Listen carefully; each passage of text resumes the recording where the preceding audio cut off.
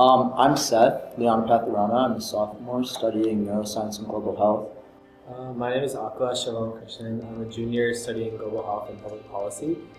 And I'm Alek Mishra. I'm a junior studying biomedical engineering and global health.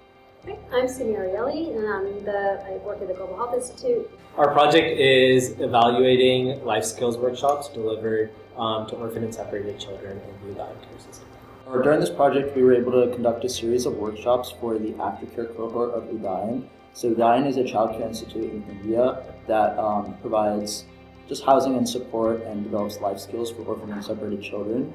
And the aftercare cohort is a group of the Udayan population that is transitioning into adulthood. So they're kind of becoming independent, learning how to live by themselves. So this series of workshops was created to kind of teach and gauge how they learn about gaining life skills knowledge, and then how Udayan in turn can change or continue to develop how they execute these workshops for like transitioning into independence and things like that. The SRT program is a program that runs every year, and based on the findings of the 2022 team, they recommended that we implement a series of life skills workshops to try and like instill confidence within the kids, which is like linked to better mental health outcomes. So we worked with Udayan Care in the summer to deliver a series of 5 pilot workshops, and they were very well received by the aftercare population, and we presented those findings at our fall symposium.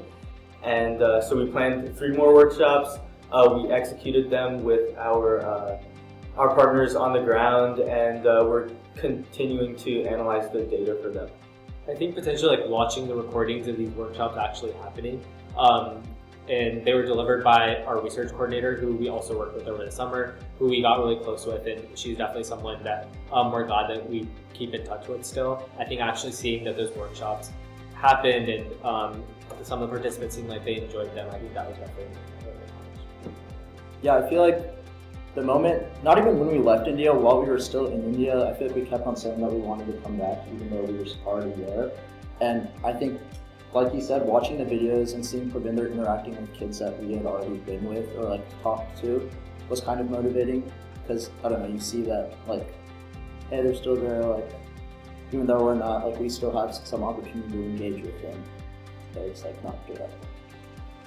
Probably be passionate about the topic that you're applying for. I think all 3 of us, after doing this project, or all 3 of us, when we were going into applying to the Morris Fellowship, we did it because we were really passionate about the cause, and it's something we really wanted to continue doing. After we came back from India, we knew we didn't want that to be the end of our work with the community partners. So whatever work that you're applying with or whatever interests you have, really be passionate about it, and that'll definitely change.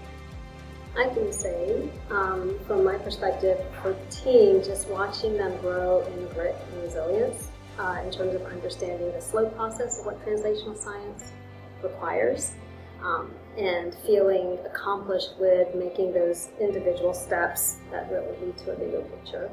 Looking back on where we started with our first iteration of workshops and where we are now, I think the quality of our workshops is a lot better, including like our pre and post measures.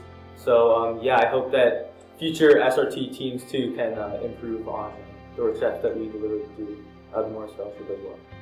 Like what it stands for, just like a brief snippet. Is it student research training? Yeah. It's a student? It's a student research training program. Okay.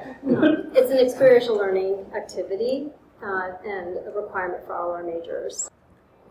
I think this, in general, like this whole process has definitely been one of the most like independent things that we've had to do, because I think through the process we learned so many different skills that we wouldn't learn otherwise, and I think having the Morris Fellowship allowed us to kind of solidify some of those skills, gain more experience with working with like a diverse group of stakeholders, a diverse group of people, which is something that I think is really unique to this career right now. Is for me like an interest in global mental health. So I think this project really solidified that I'm interested in this field and that I want to continue working in this space. I think one challenge that we had initially is that normally whenever we're doing something like this, it's over the summer. So there's a Duke team, or there's Duke students that are on the ground. They're able to deliver these.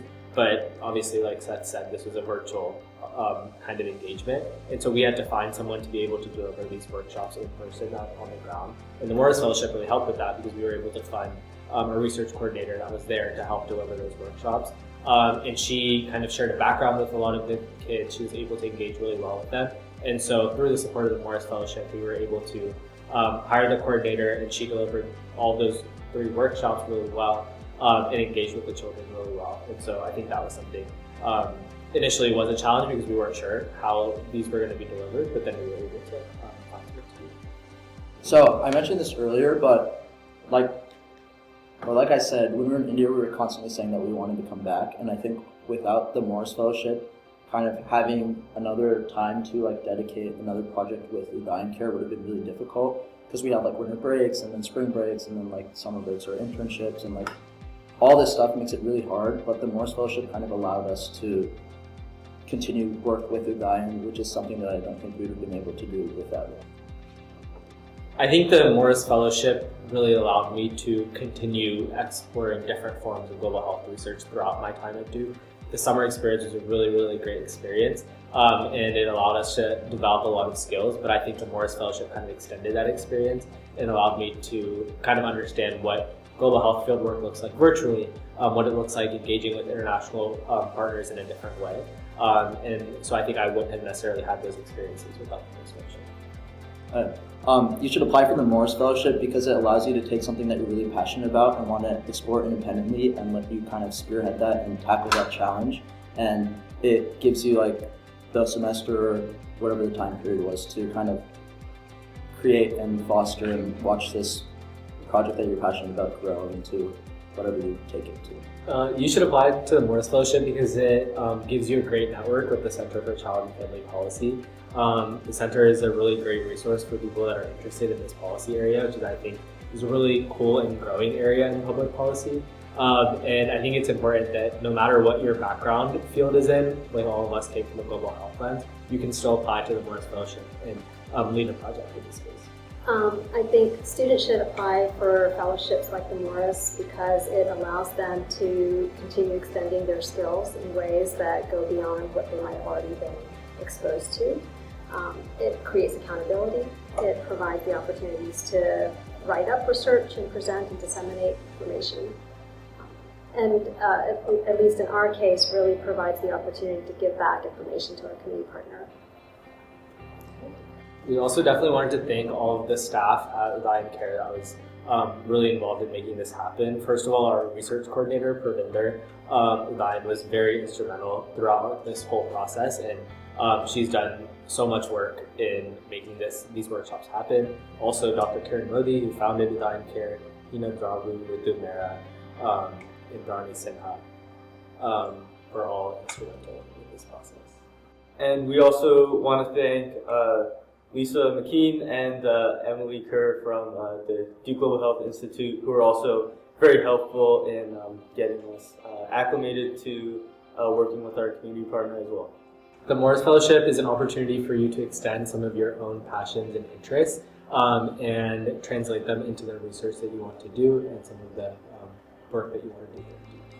I think one of the biggest barriers to executing something that you're passionate about is honestly sometimes the financial barrier, and the Morris Fellowship allows you to kind of take what you're passionate about or lead a project on your own while having to think less about kind of that financial aspect, and you can still carry out whatever project you're interested in, like the child and family policy realm.